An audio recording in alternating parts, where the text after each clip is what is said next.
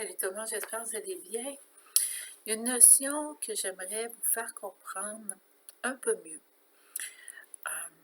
Évidemment, je ne suis pas une grande spécialiste de la NASA.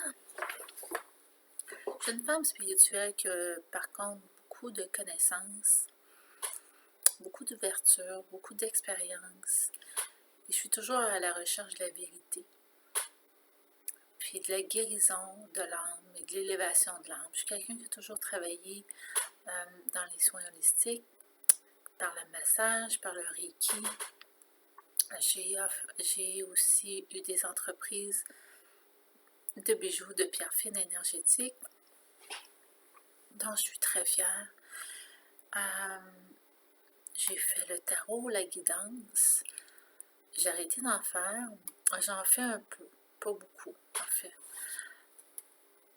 Mais mon but a toujours été d'aider les gens et non pas de satisfaire une curiosité malsaine. C'est pour ça que j'ai arrêté de faire le tarot, parce que c'était le sujet à la mode. Et moi, ma motivation, c'était vraiment d'amener les gens à comprendre ce qu'ils vivaient, comment ils pouvaient le transformer. Aussi, quand on voyait dans le tarot des événements qui s'en venaient moins le fun, j'aidais les gens à transmuter leur énergie, afin d'amener dans leur vie des situations, des gens, des événements, en concordance avec ce qui vibrait de bien. Donc, j'aidais les gens à se réaligner. C'est ce que je fais encore aujourd'hui, de différentes façons. Et puis, le tarot, je l'amène en complémentarité quelquefois. Aujourd'hui, ce que je fais, c'est que je suis coach en numérologie vibratoire de l'âme. Donc, on va chercher les 17 codes de vie des gens. Oh. Excusez-moi, la vidéo que je mets en ligne est prête, je pense, sinon presque prête. Et je suis aussi coach en loi de l'attraction, comment se manifester, comment devenir, être, avoir, faire ce que vous voulez, mais pas dans la méditation et la visualisation. Il y a beaucoup plus à faire que ça. Donc, c'est ce que je fais. Je le fais avec la numérologie, parce que la numérologie, ça vient vraiment vous donner votre cartographie intérieure de qui vous êtes, quelle est votre personnalité, quel est votre destin, quelles sont vos phases de vie, quels sont vos défis. Est-ce que vous avez des dettes ou des mémoires karmiques, qui est le sujet de la journée aujourd'hui, dettes et mémoires karmiques. On vient voir votre année personnelle, on vient voir plusieurs choses. Quelle est votre motivation, votre expression, votre désir intérieur. Donc, il y a beaucoup de choses. C'est quand même une très, très belle analyse, la numérologie, lorsqu'on fait une analyse qui est scientifique et non pas à la mode, comme ce qu'on voit un peu partout, qui vient satisfaire une curiosité malsaine, qui vous amène pas à vous élever, qui vous amène pas à vous comprendre. Et ça, je trouve ça plate. C'est comme le Reiki, j'aime beaucoup le Reiki, mais pour moi, offrir les soins énergétiques, c'est pas pour permettre une continuité malsaine dans un cycle malsain, c'est réellement pour les gens qui veulent changer, évoluer, grandir et tout ça. Donc voilà, je vais vous parler aujourd'hui dans le même état d'esprit, de vous faire comprendre, de vous faire changer votre perspective pour guérir, pour vous élever, pour ne pas apporter des jugements ou des cycles malsains dans votre vie. Donc moi, c'est ma contribution. Je suis là pour ça. C'est ça que je veux faire moi de ma vie. C'est ça que j'ai toujours voulu faire. Donc aujourd'hui, je vous parle de la dette et de la mémoire karmique, qui partent du même événement, mais qui est en phase de guérison. La dette et la mémoire karmique n'est pas une malédiction. C'est pas le regard vengeur de Dieu pour vous accabler sur cette terre. C'est pas non plus les incantations d'une personne pour vous apporter du mal à travers plusieurs vies. Ce n'est pas ça. La dette et la mémoire karmique. Alors aujourd'hui, on ne va pas décortiquer les familles des mémoires et des dettes karmiques. Cependant, je vais vous dire qu'il y a 4 grandes classes, familles, groupes de dettes karmiques en guérissant deviennent des mémoires. Et puis, il y a un cinquième élément qui peut agir en tant que mémoire ou comme en tant que nettoyage. Donc, souvent, les dettes, ce que ça va arriver, c'est que ça va amener des gens, des circonstances, des événements dans vos vies pour vous faire vivre des situations assez intenses afin de vous faire prendre un recul et un positionnement et une compréhension afin d'amener vraiment à ce que l'âme comprenne la gravité de ces situations-là. Si on en prend, je vais y aller par exemple, d'accord? Donc, on va prendre, sans nommer aucun groupe de gens, on ne parlera pas ni de religion, on ne parlera pas de ça. Le but, c'est pas de vous amener de la contestation aussi, puis de pointer du doigt des événements. On est tous un jour appelés, une grande partie, à être des parents. Donc, on va parler des parents. OK? On va parler de ça. Donc, ça, on est là, c'est parce qu'on a tous des parents. Donc, on ne le devient pas tous, mais on a tous un parent, un père, une mère à quelque part. Les parents. Il y a des parents qui sont, vous le savez, très dans le plus noir de leur personne, qui vont amener leur enfant à ne pas s'exprimer, à ne pas expérimenter la vie, à être abusé, à être violenté, à être ignoré. Donc, admettons qu'on prend la liberté. Un enfant qui n'a pas la liberté d'aller voir des gens, qui n'a pas la liberté d'avoir ses propres pensées, ses propres émotions, sa propre expression, cette personne-là vit un joug. Et puis le parent qui amène ça sur la vie de son enfant, puis cause du tort à l'âme, et pourquoi cet petit être-là est venu sur la terre pour s'exprimer, pour évoluer, pour venir grandir, pour venir offrir des bontés à tous et chacun, parce qu'on est tous là pour venir se bonifier l'un et l'autre. Mais lorsqu'on ampute une âme à ce point-là de sa liberté, eh bien, on s'attire une dette karmique qu'on pourrait vivre dans cette vie-ci, mais surtout ramener dans d'autres vies.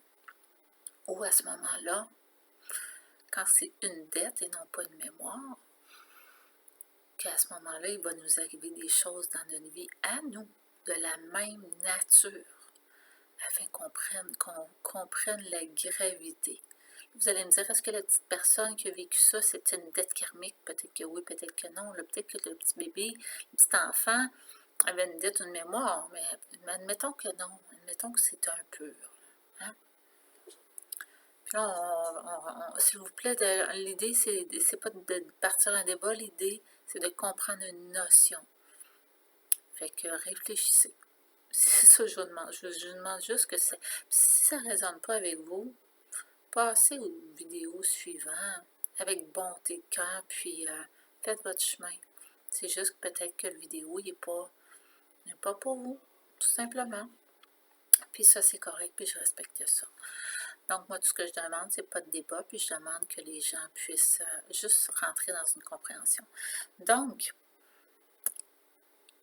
le parent qui fait subir ça à son enfant,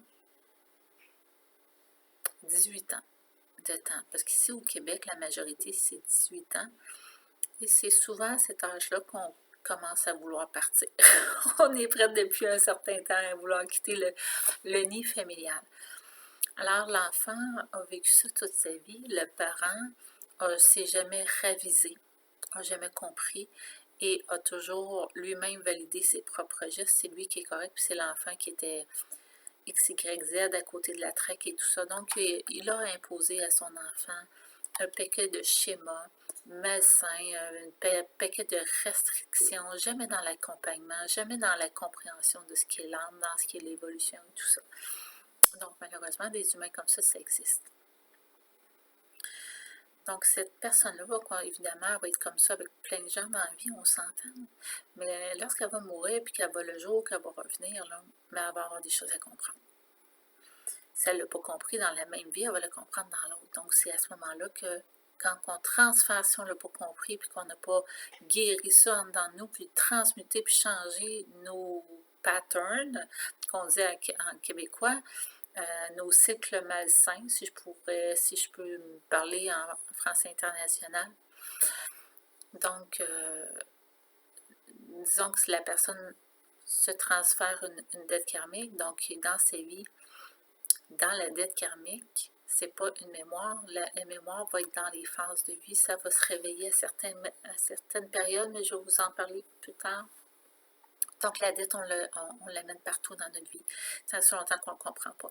Quand on comprend à force d'événements ce qui nous a affligés, donc admettons qu'on parle de sentiment de liberté, donc la personne pourrait vivre ça de par son parent, de par ses employeurs, de par ses professeurs, de par sa femme ou son mari, de par ses frères ou ses sœurs.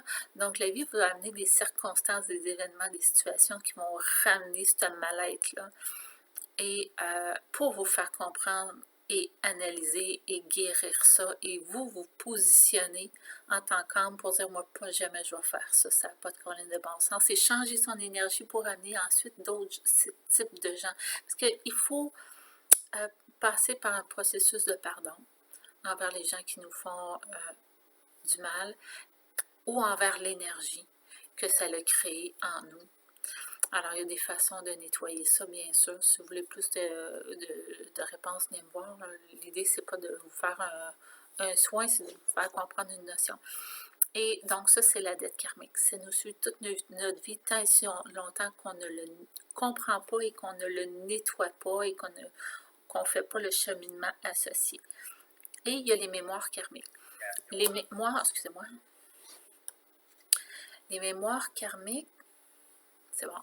Les mémoires karmiques vont se réveiller. On peut en avoir plus qu'une sorte en passant. On peut en avoir, bon, il y a 4 phases de vie, ok, comme l'été, le printemps, l'automne, l'hiver, qui sont de 0 à une telle séquence d'âge, ça change, c'est pas pour tout le monde la même date.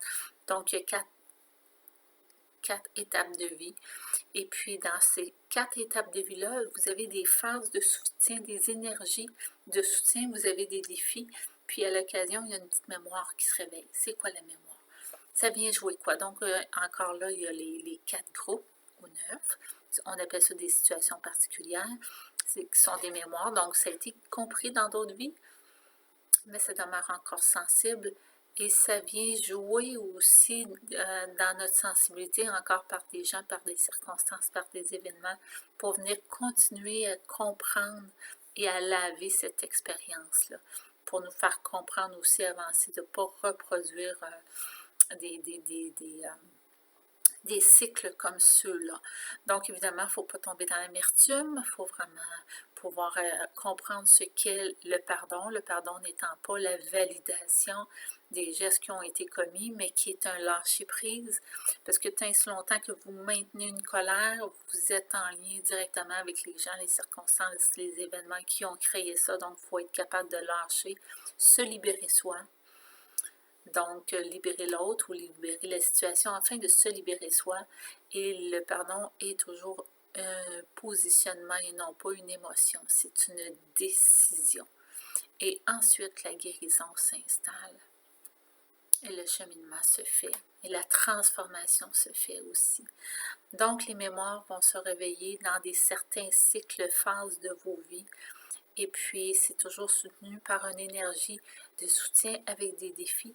Et les défis sont là également pour vous faire comprendre. Moi, j'ai toujours dit que ces défis-là, oui, c'est des difficultés à surmonter, mais ensuite, une fois qu'on a compris ça, on peut, comme le défi, comme les dettes et les mémoires, les transformer et en faire des atouts ensuite et mettre de la lumière là-dessus.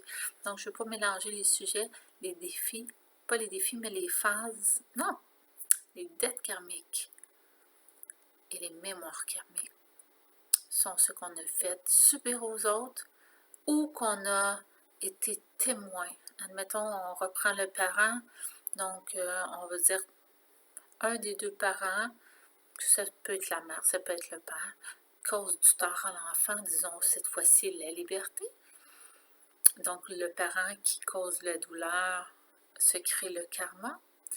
Et l'autre parent qui est témoin, mais qui n'empêche pas, par ses paroles ou ses actions ou son positionnement, n'empêche pas, donc se fait complice, peut aussi se créer une dette karmique. Faites attention, c'est pas nécessairement dans ce que vous faites, mais c'est également dans ce que vous laissez faire. Ça vous fait complice. Votre âme participe à ce qu'une autre âme soit imputée, dans ce cas-là, d'exemple de sa liberté. C'est quand même assez grave parce que ça crée des dommages à l'âme qui est venue ici pour expérimenter, grandir, évoluer, apporter une lumière, une paix, un amour, une compréhension à tous et chacun, parce qu'on est tous ici pour s'aider, tout le monde. Donc voilà, donc encore là, pas de débat philosophique, on n'est pas tous à la même place, on n'évolue pas tous de la même façon, puis il y en a que leur karma, au lieu de les comprendre, mais ils les amplifient en continuant et en perpétrant des gestes comme ça. Donc, c'est d'où l'importance de comprendre le pardon. Peut-être faire une autre vidéo sur le pardon. Ça pourrait être... moi-même, j'ai fait des grands pardons dans ma vie que plusieurs personnes auraient peut-être eu beaucoup de misère à faire. Donc, c'est un sujet que je comprends très bien aussi et qui, une fois qu'on pardonne, pour vrai, je vais vous dire une chose, peut-être que oui, il reste des traces, mais on est capable d'en parler sans la charge émotive qui vient résonner encore. La situation, on en parle comme une cicatrice, comme un événement, mais on en est grandi, on trouve la paix, la vraie paix, la vraie guérison. Puis ça, c'est vraiment en comprenant le pardon. Et je pense que moi, j'ai sûrement compris en nettoyant mes mémoires, j'en avais. J'avais pas de dette, mais j'avais des mémoires. Donc avant, j'ai déjà eu des dettes. Alors voilà, vidéo de combien de minutes? 17 minutes 15, donc je vais devoir mettre sur YouTube. Je souhaite de passer une belle soirée ou une belle journée. Et puis, si jamais vous avez des questions, venez me jaser, ça va me faire plaisir. À bientôt!